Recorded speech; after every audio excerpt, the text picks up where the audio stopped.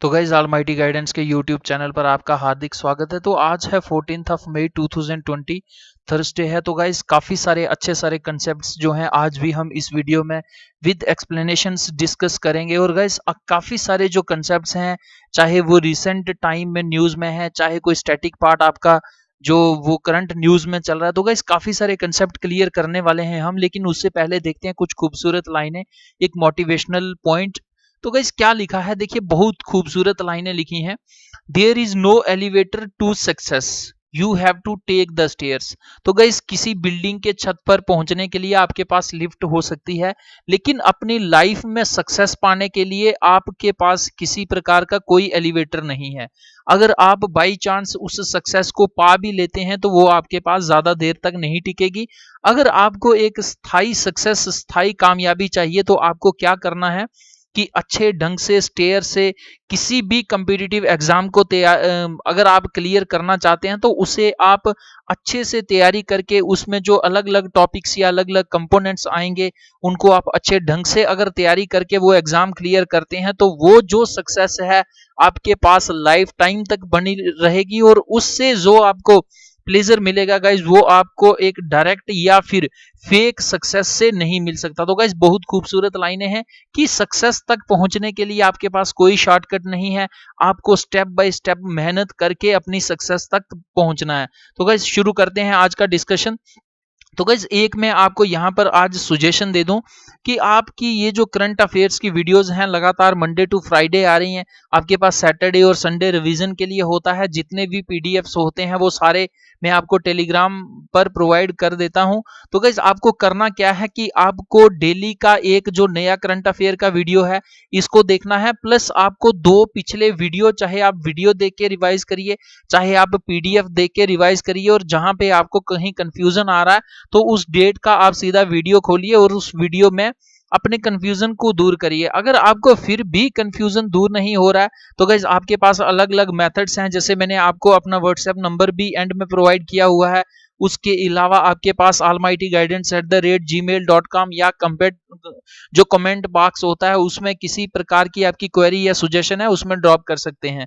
तो गाइज आपको करना क्या है कि एक डेली की नई वीडियो देखनी है जो करंट अफेयर्स की रोज आती है, और कम से कम दो वीडियोस या आप पीडीएफ जो हैं करंट अफेयर्स की उनको रिवाइज करना है। क्योंकि at the end of the day आपको क्या करना है कि जब एग्जाम में आपकी रिवीजन, आपने कितना पढ़ा हुआ है ये आपके काम नहीं आएगा, बल्कि आपको याद कितना है ये काम आएगा। तो गाइज मेरी आपको यही सुजेशन है कि जो मैं करता हूं वो आप भी करिए। आपको क्या करना है कि रिवीजन पर भी अच्छा फोकस करना है। तो गाइज 14 मई 2020 है आज, काफी सारे अच्छे क्वेश्चंस हैं। देखते हैं आज का पहला क्वेश्चन। तो गाइस काफी इंपॉर्टेंट क्वेश्चन है क्योंकि रिसेंटली ये काफी ज्यादा न्यूज में है। Consider the following statements regarding, अब आप इसे प्रिया सॉफ्ट बोलिए या PRI ए सॉफ्ट बोलिए। तो ये PRI ए सॉफ्ट के रिगार्डिंग आपके पास दो स्टेटमेंट्स हैं, दोनों को पढ़ के आपने करेक्ट बताना है। गाइस मोस्ट इंपॉर्टेंट क्वेश्चन है, आप किसी भी लेवल की एग्जाम की तैयारी कर रहे हैं ये डायरेक्ट क्वेश्चन आपको देखने को मिलेगा। तो क्या कह रहा है, PRIA soft is a centralised accounting software intended for use by all the 3 levels of Panchayati Raj, namely zila, block and village panchayat. कि ये जो प्रिया सॉफ्ट या PRI ए सॉफ्ट एक प्रकार का सॉफ्टवेयर है, ये सेंट्रलाइज्ड है, इसको सेंट्रल गवर्नमेंट ने रिसेंटली लॉन्च किया है। ये एक प्रकार का अकाउंटिंग सॉफ्टवेयर है जिसको इस्तेमाल किया जाएगा जो पंचायती राज इंस्टीट्यूशंस हैं, 3 टियर इंस्टीट्यूशंस हैं, वो डिस्ट्रिक्ट लेवल हैं, वो ब्लॉक लेवल हैं, या फिर विलेज लेवल की जो पंचायत हैं, क्या इनके यूज के लिए 3 टियर यूज के लिए प्रिया सॉफ्ट इसको लॉन्च किया गया है। तो ये आपको बताना है, करेक्ट बताना है। सेकंड स्टेटमेंट कह रही है PRI A soft aims to keep track of all the receipts and expenditure of the Panchayati Raj institutions। कि क्या ये जो PRI institutions हैं, पंचायती राज institutions हैं, इनमें कितना पैसा आ रहा है, कितने इनकी रिसीप्ट है या कितना एक्सपेंडिचर कर रहे हैं, इस सब के रिकॉर्ड को मेंटेन करने का क्या ये काम प्रिया सॉफ्ट करेगा। तो गाइज ये दोनों स्टेटमेंट्स पढ़नी है आपने PRI ए सॉफ्ट। तो आपको मैं यहीं पे बता देता हूं कि PRI ए सॉफ्ट की क्या फुल फॉर्म है, पंचायती राज इंस्टीट्यूशंस अकाउंटिंग सॉफ्टवेयर। तो गाइज इसमें क्या होगा आपको नेक्स्ट स्लाइड में बताता हूं। तो ये दोनों स्टेटमेंट्स हैं, इनके रिगार्डिंग आपको करेक्ट बताना है। ऑप्शन ए कह रहा 1 ओनली, बी कह रहा 2 ओनली, सी कह रहा बोथ 1 एंड 2, डी कह रहा नाइदर 1 नॉट 2। तो गाइज देखते हैं इसका आंसर। देखिए ये दोनों ही स्टेटमेंट्स जो हैं इसके रिगार्डिंग करेक्ट हैं। देखते हैं एक्सप्लेनेशन में और अच्छे से। तो गाइस ये काफी ज्यादा न्यूज में है। देखिए इस स्लाइड में आपका ये जो कंप्लीट कंसेप्ट है आपका, इसके रिगार्डिंग आपको किसी भी प्रकार का क्वेश्चन आएगा तो ये आपको 100% आप उसको क्लियर या फिर सक्सेसफुली टैकल कर लेंगे। तो क्या है ये Panchayati Raj institutions accounting software aims to keep track of all the inflow. Inflow होता है जो रेवेन्यू या किसी भी प्रकार की फंडिंग जो है वो पंचायत को आ रही है, और आउटफ्लो होता है वो जो पंचायती राज इंस्टीट्यूशन से एक्सपेंडिचर कर रहे हैं। तो ये जो आपका होगा PRIA सॉफ्ट, ये इस पूरे रिकॉर्ड को मेंटेन करके रखेगा। 3 टीयर जो पंचायती राज इंस्टीट्यूशंस का सिस्टम है इसको मेंटेन करके रखेगा कि कितना रिसीप्ट्स हो रही हैं और कितना एक्सपेंडिचर हो रहा है। The application facilitate better financial management of Panchayati Raj institutions by bringing about transparency and accountability in the maintenance of accounts, thereby leading to better credibility and ultimately strengthening of PRIs। तो guys इससे क्या होगा कि आपको एक प्रकार की transparency और अकाउंटेबिलिटी मिलेगी, क्योंकि अब तक ये सिस्टम चलता आ रहा था कि पंचायत में अगर आपका कोई पंच या सरपंच बनता है तो कुछ ही सालों के बाद उसका घर बंगला जो होता है उसके रहने सहने का स्टाइल सब एक प्रकार का शाही हो जाता था, क्योंकि किसी प्रकार की कोई अकाउंटेबिलिटी या ट्रांसपेरेंसी नहीं थी कि कितना पैसा आ रहा है और कितना ये आगे इस्तेमाल कर रहे हैं। लेकिन ये एप्लीकेशन आपको ये पंचेज एंड सरपंचेज या फिर ये जो PRIs हैं इनको ये फोर्स करेगी कि आपके पास कितना पैसा आ रहा है, कितना आप एक्सपेंडिचर कर रहे हैं, इस सब की डिटेल आप प्रिया सॉफ्ट के ऊपर रखिए, क्योंकि ये इनके लिए भी मैंडेटरी होगा।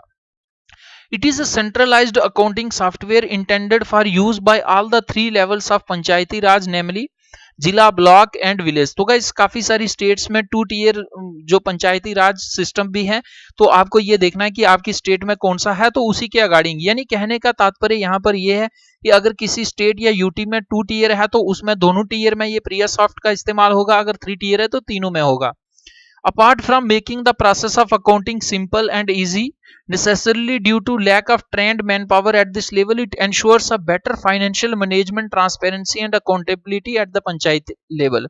तो गाइस इससे क्या होगा कि ये जो अकाउंटिंग का सिस्टम है कि कितना पैसा आ रहा है कितना जा रहा है, ये वाली प्रोसेस भी आपकी सिंपल हो जाएगी। और सेकंड क्या होगा कि फाइनेंशियल मैनेजमेंट आपकी अच्छी हो जाएगी, ट्रांसपेरेंसी आएगी, लोगों को ये पता चलेगा अगर कहीं से पैसा बीच में गायब होता है तो उसके लिए अकाउंटेबिलिटी भी होगी कि किसके एंड से गायब हुआ है, ये सारा भी पूछा जाएगा। तो गाइस काफी ज्यादा इंपॉर्टेंट ये एप्लीकेशन है प्रिया सॉफ्ट। तो इसकी फुल फॉर्म आपको डायरेक्ट पूछी जा सकती है, तो पंचायती राज इंस्टीट्यूशंस अकाउंटिंग सॉफ्टवेयर। तो गाइस देखते हैं next question.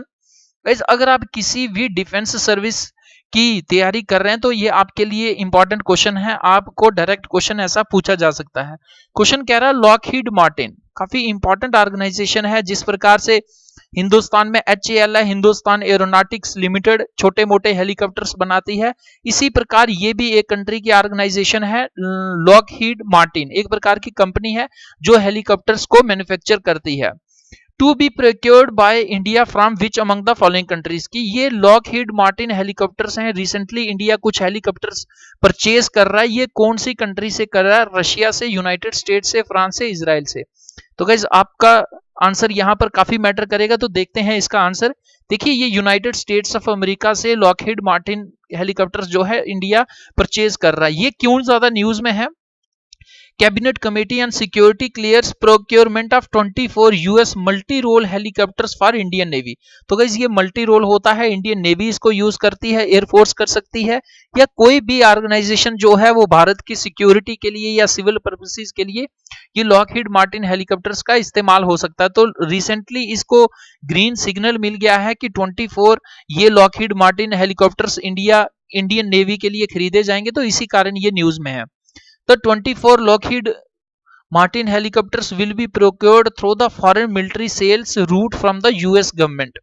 The multi-role helicopters will be equipped with Hellfire missiles and torpedoes and are meant to help the Indian Navy track submarines in the Indian Ocean where China is expanding its presence. तो guys Indian navy के लिए क्यों जरूरत पड़ी? क्योंकि south China सी के साथ साथ इंडियन ओशन में भी लगातार स्ट्रिंग ऑफ पर्ल्स के थ्रू जो है चाइना वो अपना दबदबा बना रहा है। तो इसी को चाइना को काउंटर करने के लिए इस प्रकार की जरूरत इंडियन नेवी को पड़ी और इसके लिए भारत सरकार जो है Lockheed Martin helicopters which are 24 in number they are being purchased from the United States of America. तो गाइस देखते हैं next question. Question most important है, देखिए अर्थ ओवरशूट डे के रिगार्डिंग हमारे पास 3 स्टेटमेंट्स हैं, तीनों को देखने के बाद करेक्ट आंसर बताना है। तो क्वेश्चन क्या कह रहा है, consider the following statements regarding the Earth overshoot Day. Statement first कह रही है Earth overshoot Day marks the date when humanity's demand for ecological resources and services in a given year exceeds what earth can regenerate in that year.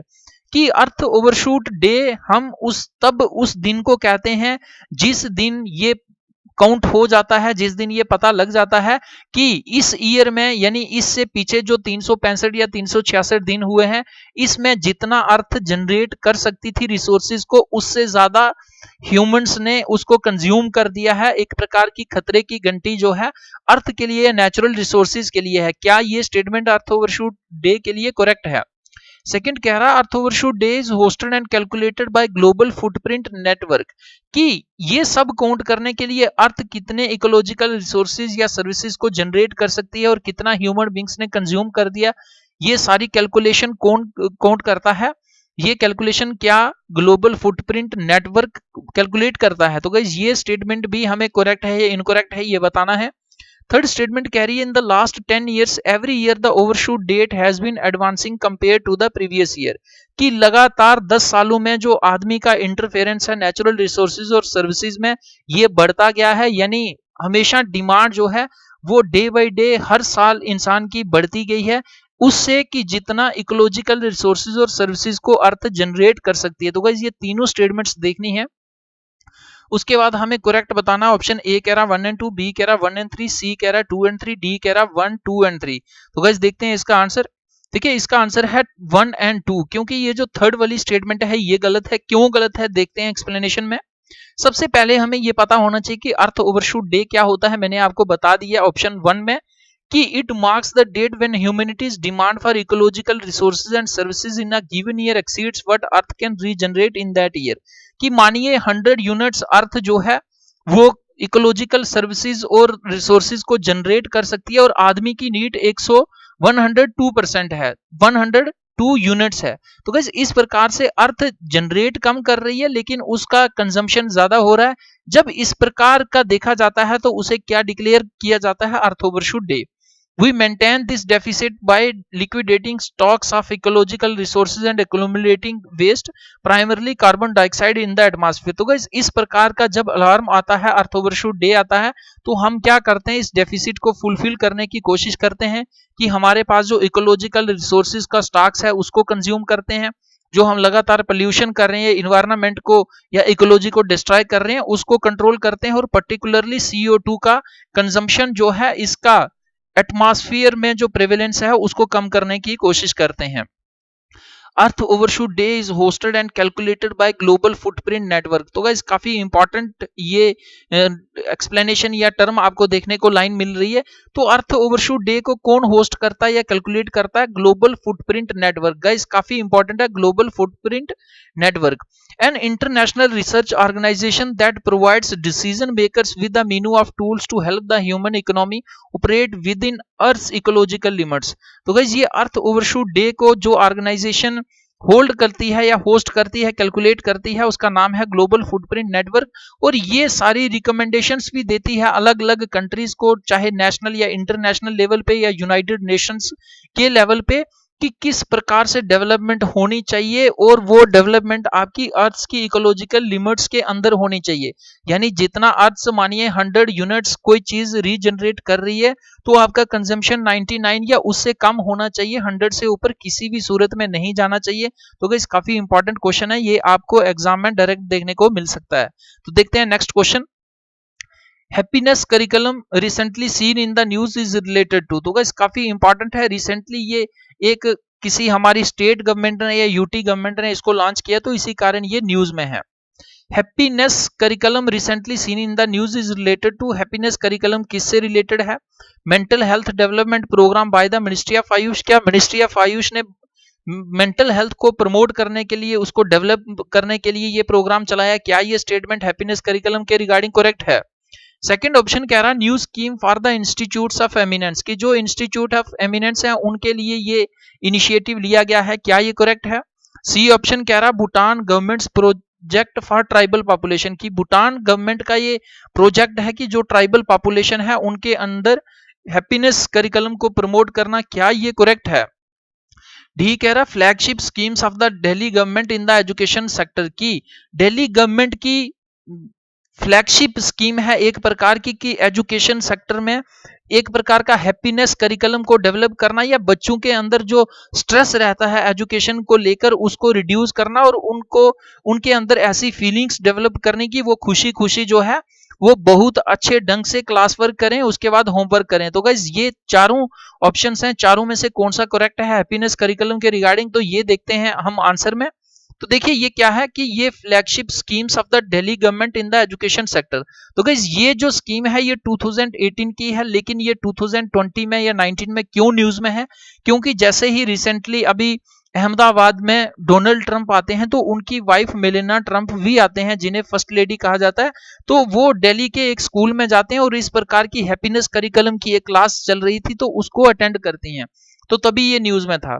The curriculum is one of the flagship schemes of the Delhi government in the education sector, launched in the year July 2018 in all MCD schools। तो guys ये वो schools होते हैं municipal corporation of Delhi schools. तो guys इनके काफी सारे schools हैं, तो इन सभी स्कूल्स में ये हैप्पीनेस करिकुलम का कंसेप्ट आपको देखने को मिलेगा।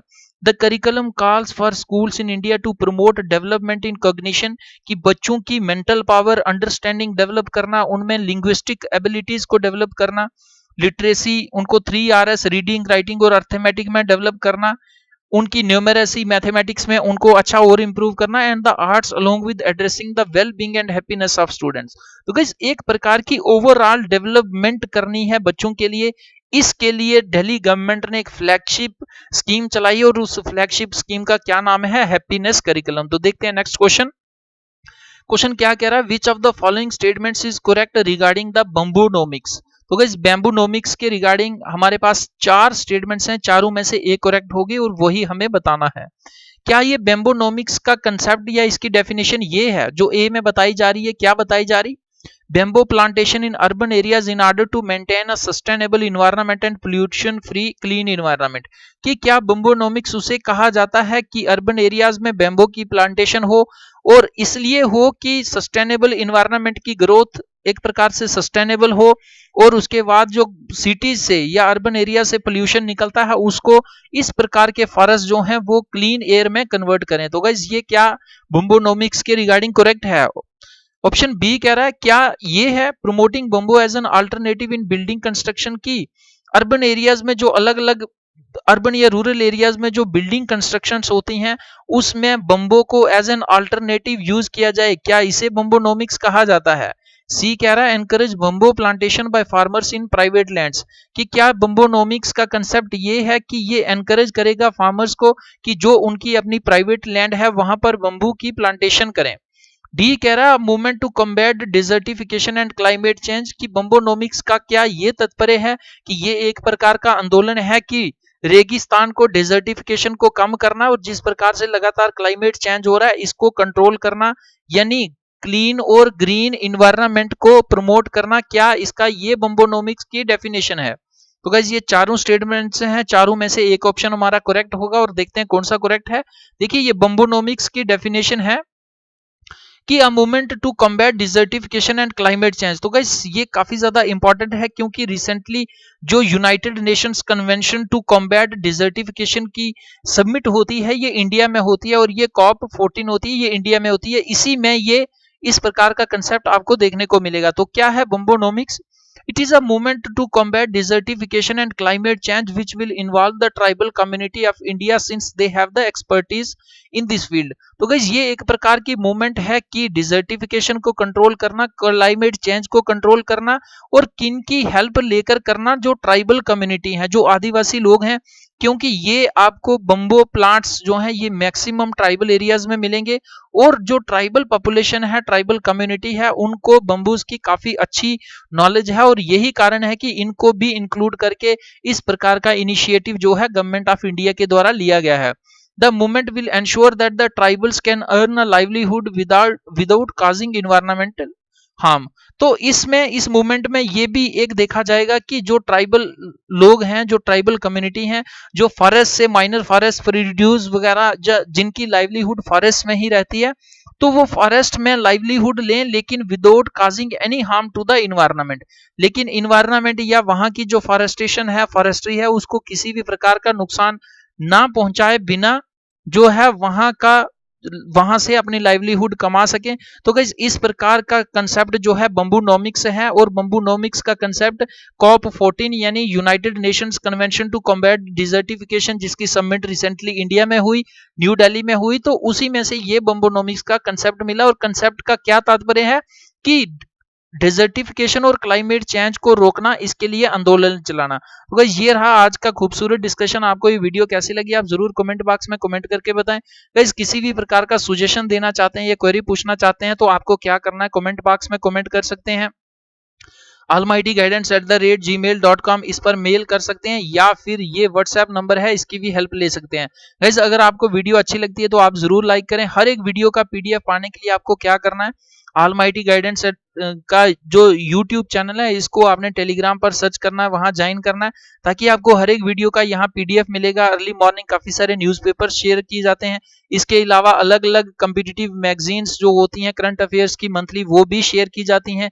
अलग अलग जो कम्पिटिटिव एग्जाम्स की बुक्स होती हैं वो भी पीडीएफ फॉर्म में यहाँ पर शेयर की गई ही है, और आगे भी की जाती रहेंगी। तो गाइस फेसबुक पर भी आप हमारे साथ जुड़ सकते हैं, काफी सारी इंफॉर्मेशन जो है यहाँ पर भी शेयर की जाती है। तो गाइस अगर आप अपनी तैयारी को इसी तरीके से बूस्ट करके किसी भी कम्पिटिटिव एग्जाम में बैठकर उसे क्लियर करना चाहते हैं तो आपको क्या करना है, ऑलमाइटी गाइडेंस के यूट्यूब चैनल को सब्सक्राइब करने के बाद रिंग बेल आइकन को प्रेस करके ऑल दबाना है, ताकि जो भी नई वीडियो या इंफॉर्मेशन अपलोड की जाएगी वो तुरंत एक वीडियो के नोटिफिकेशन या अलर्ट के रूप में आपके मोबाइल पर आपको देखने को मिलेगी। तो गाइस वीडियो देखने के लिए धन्यवाद। जय हिंद, जय भारत।